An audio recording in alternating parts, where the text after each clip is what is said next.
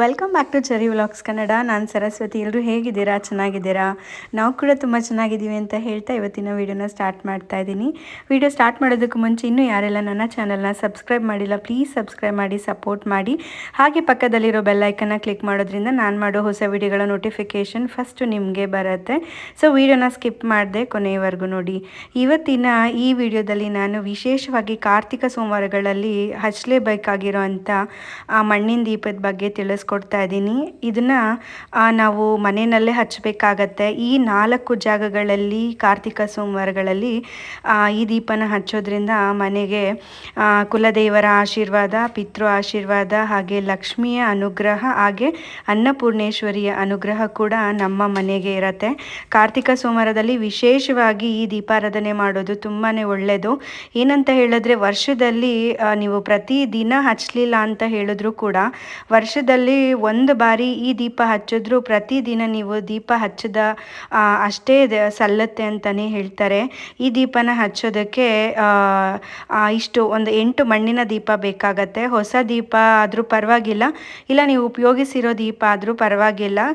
ಇದು ಫಸ್ಟ್ ಏನಾದರೂ ನೀವು ಪೂಜೆ ಮಾಡ್ತಿರೋರಾದರೆ ಹೊಸ ದೀಪ ತೊಗೊಂಡೇ ದೀಪನ ಹಚ್ಚಬೇಕಾಗತ್ತೆ. ನಾನಿಲ್ಲಿ 8 ಮಣ್ಣಿನ ದೀಪನ ತೊಗೊಂಡಿದ್ದೀನಿ. ಹಾಗೆ ಈ ದೀಪನ ನಾವು ಕಾರ್ತಿಕ ಸೋಮವಾರದಲ್ಲಿ ಹಚ್ಚಬೇಕಾಗತ್ತೆ. ಹಾಗೆ ಯಾವ ಸಮಯದಲ್ಲಿ ಹಚ್ಚಬೇಕು, ಹಾಗೆ ಯಾವ ವಾರ ಯಾವ ದಿನ ಹಚ್ಚಬೇಕು ಅನ್ನೋದನ್ನು ನಾನು ಈ ವಿಡಿಯೋದಲ್ಲಿ ತಿಳಿಸ್ಕೊಡ್ತಾ ಇದ್ದೀನಿ. ಹಾಗಾದರೆ ಮತ್ತೆ ಯಾಕೆ ತಡ, ಬನ್ನಿ ವಿಡಿಯೋನ ಸ್ಟಾರ್ಟ್ ಮಾಡೋಣ.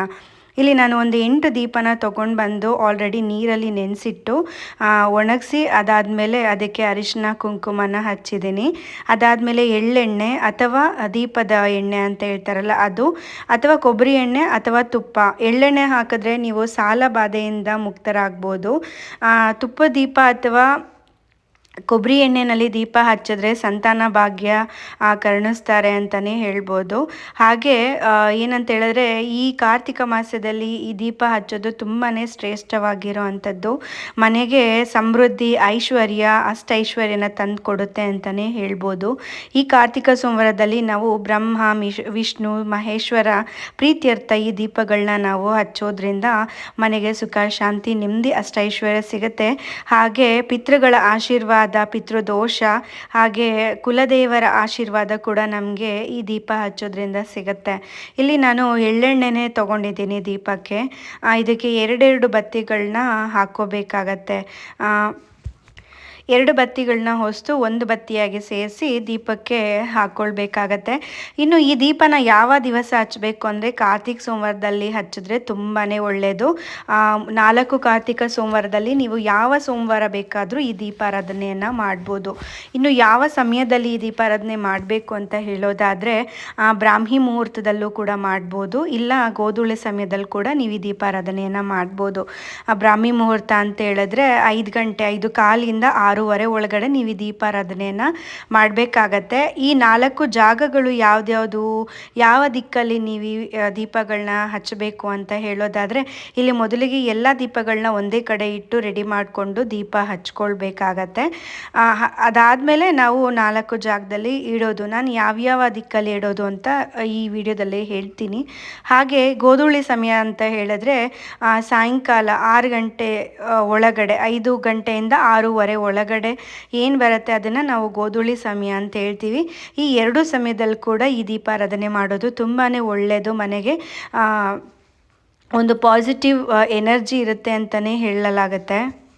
ಸೊ ದೀಪನೆಲ್ಲ ರೆಡಿ ಮಾಡ್ಕೊಂಡ್ಮೇಲೆ ಒಂದ್ಸಲ ಗಣೇಶನ ಹತ್ರ ಪ್ರಾರ್ಥನೆಯನ್ನು ಮಾಡಿಕೊಂಡು ಸಂಕಲ್ಪ ಮಾಡಿಕೊಂಡು, ಯಾವುದೇ ರೀತಿ ನಮ್ಮ ಮನೆಗೆ ಒಂದು ನೆಗೆಟಿವಿಟಿ ಕಾಡಬಾರ್ದು, ಹಾಗೆ ಮನೆಯಲ್ಲಿರೋ ಎಲ್ಲರಿಗೂ ಆರೋಗ್ಯ ಕೊಡಬೇಕು, ಅಷ್ಟೈಶ್ವರ್ಯ, ಸುಖ, ಶಾಂತಿ, ನೆಮ್ಮದಿ ಎಲ್ಲ ಕೊಟ್ಟು, ಹಾಗೆ ನೀವು ಯಾವುದಾದ್ರೂ ಕೆಲಸ ಆಗಬೇಕು ಅಂತ ಮನಸ್ಸಲ್ಲಿ ಅಂದ್ಕೊಂಡಿದ್ರೆ ಅದನ್ನು ಕೂಡ ನೀವು ಸಂಕಲ್ಪ ಮಾಡಿಕೊಂಡು ಆ ದೇವರೆಲ್ಲ ಕೇಳಿಕೊಂಡು, ಗಣೇಶನ ಹತ್ರ ಕೇಳಿಕೊಂಡು, ಹಾಗೆ ಮನೆ ದೇವರ ಹತ್ರ, ಹಾಗೆ ನಿಮ್ಮ ಪಿತೃಗಳ ಹತ್ರ ಎಲ್ಲ ಒಂದು ಸಲ ಮನಸ್ಸಲ್ಲಿ ಕೇಳಿಕೊಂಡು ಈ ದೀಪನ ನಾವು ಎಲ್ಲೆಲ್ಲಿ ಇಡಬೇಕಾಗತ್ತೆ ಅಂತ ಹೇಳಿದ್ರೆ, ಮೊದಲಿಗೆ ದೇವ್ರ ಮನೆಯಲ್ಲಿ ನಾವು 2 ದೀಪನ ಇಡಬೇಕಾಗತ್ತೆ. ದೇವ್ರ ಮನೆಯಲ್ಲಿ 2 ದೀಪ ಏನಂದರೆ ವಿಶೇಷವಾಗಿ ಕಾರ್ತಿಕ ಸೋಮವಾರಗಳಲ್ಲಿ ಮಣ್ಣಿನ ದೀಪ ಹಚ್ಚೋದು ತುಂಬಾ ಪವಿತ್ರ ಅಂತಲೇ ಹೇಳ್ತಾರೆ. ಅಷ್ಟು ಒಂದು ಪವಿತ್ರತೆ ಇದೆ ಈ ಮಣ್ಣಿನ ದೀಪಕ್ಕೆ. ಹಳೆ ಕಾಲದಲ್ಲೆಲ್ಲ ನಾವು ಈ ತಾಮ್ರ, ಹಿತ್ತಾಳೆ, ಬೆಳ್ಳಿ ಅದೆಲ್ಲ ತುಂಬಾ ಕಡಿಮೆ ದೀಪಗಳು ಸಿಗ್ತಾ ಇದ್ದಿದ್ದು. ಅದರಿಂದ ಮಣ್ಣಿನ ದೀಪನಲ್ಲೇ ದೀಪ ಹಚ್ತಾ ಇರೋವಂಥದ್ದು. ಆದಷ್ಟು ಸಗಣಿ ಕೆಳಗಡೆ ಇಟ್ಟು ದೀಪ ಹಚ್ಚಿದ್ರೂ ಕೂಡ ತುಂಬಾ ಒಳ್ಳೆಯದು. ಸಗಣಿ ಸಿಕ್ಕಿಲ್ಲ ಅನ್ನೋ ಪಕ್ಷದಲ್ಲಿ ಏನೂ ಮಾಡೋಕ್ಕಾಗಲ್ಲ. ಅದೇ ರೀತಿ ದೀಪನ ಹಚ್ಕೋಬೋದು. ಮಣೆ ಮೇಲೆ ಆ ಥರ ಇಟ್ಕೊಂಡು ಈ ದೀಪಾರಾಧನೆಯನ್ನು ಮಾಡ್ಬೋದು. ನಾನು ಮೊದಲಿಗೆ ದೇವ್ರ ಮನೆಯಲ್ಲಿ 2 ದೀಪನ ಇಟ್ಕೊಳ್ತಾ ಇದ್ದೀನಿ. ಇಲ್ಲಿ ಆಲ್ರೆಡಿ ನಾವು ಮಣೆ ಇಟ್ಟಿರೋದ್ರಿಂದ ಮಣೆ ಮೇಲೇ ಕೂಡ ನಾವು ಈ ದೀಪನ ಇಡ್ಬೋದು. ಇನ್ನು ನಾನು ಈ ದೀಪನ ಸಾಯಂಕಾಲ ಗೋಧೂಳಿ ಸಮಯದಲ್ಲೇ ಹಚ್ತಾ ಇದ್ದೀನಿ. ಬೆಳಗ್ಗೆ ಎಲ್ಲ ಏನೂ ನಾನು ಮಾಡೋಕ್ಕೆ ಹೋಗಲಿಲ್ಲ. ಸೊ ಸಾಯಂಕಾಲನೇ ಈ ದೀಪಾರಾಧನೆಯನ್ನು ನಾನು ಮಾಡ್ತಾಯಿದ್ದೀನಿ. ಅದಾದಮೇಲೆ ನೆಕ್ಸ್ಟ್ ಇನ್ಯಾವ ಜಾಗದಲ್ಲಿ ಇಡಬೇಕು ಅಂತ ಹೇಳೋದಾದರೆ ತುಳಸಿ ಮುಂದೆ ಕೂಡ ಕಾರ್ತಿಕ ಸೋಮವಾರದಲ್ಲಿ ಮಣ್ಣಿನ ದೀಪ ಹಚ್ಚೋದ್ರಿಂದ ವಿಷ್ಣು ಮತ್ತು ಲಕ್ಷ್ಮಿ ಆಶೀರ್ವಾದ ಸಿಗುತ್ತೆ ಅಂತಲೇ ಹೇಳ್ತಾರೆ. ತುಳಸಿ ಗಿಡದಲ್ಲೂ ಕೂಡ ನಮಗೆ ತುಂಬಾ ಪಾಸಿಟಿವಿಟಿ ಇರೋದ್ರಿಂದ ಈ ಕಾರ್ತಿಕ ಸೋಮವಾರಗಳಲ್ಲಿ ಮನೆ ಬಾಗಿಲಲ್ಲಿ ತುಳಸಿ ಹತ್ರ ಕೂಡ ಈ ದೀಪನ ಹಚ್ಚೋದು ತುಂಬಾ ಒಳ್ಳೆಯದು. ಇನ್ನು ನೆಕ್ಸ್ಟು 3ನೇ ಜಾಗ ಯಾವುದು ಅಂತ ಹೇಳಿದ್ರೆ ನಮ್ಮ ಸಿಂಹದ್ವಾರ, ಅಂದರೆ ದ್ವಾರ ಬಾಗಿಲು ಅಥವಾ ಹೆಬ್ಬಾಗಿಲು ಅಥವಾ ಹೊಸ್ತಿಲು ಏನು ಹೇಳ್ತೀವಿ, ಈ ಜಾಗದಲ್ಲಿ 2 ದೀಪನ ಇಟ್ಕೋಬೇಕಾಗತ್ತೆ. ಒಂದು ದೇವರ ಮನೆಯಲ್ಲಿ, 2ನೇದಾಗಿ ತುಳಸಿ ಗಿಡದ ಹತ್ರ, ಅದಾದಮೇಲೆ ಮೇನ್ ಡೋರಲ್ಲಿ 2 ದೀಪನ ಇಟ್ಕೋಬೇಕಾಗತ್ತೆ. ಕಾರ್ತಿಕ ಸೋಮವಾರಗಳಲ್ಲಿ ಪ್ರತಿದಿನ ಕೂಡ ಈ ದೀಪನ ಹಚ್ಚೋದು ತುಂಬಾ ಒಳ್ಳೆಯದು.